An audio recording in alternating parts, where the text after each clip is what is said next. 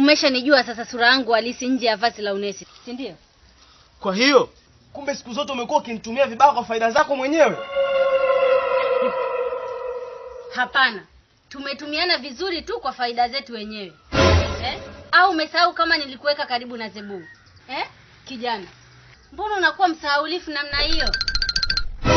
Laiti ningejua haya toka mwanzo, nisingefanya chochote kile ulichokuwa unaniagiza. Haya. Kwa sasa umeshajua na utakwenda kufanya chochote kile nitakachokuagiza mimi. Unanielewa wewe mbakaji?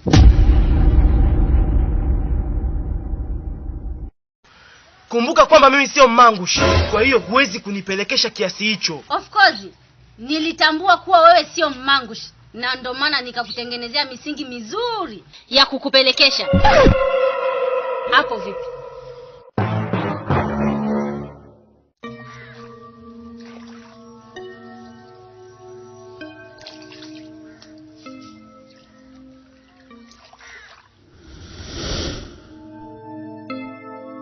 Hii namba 657 inamaanisha nini?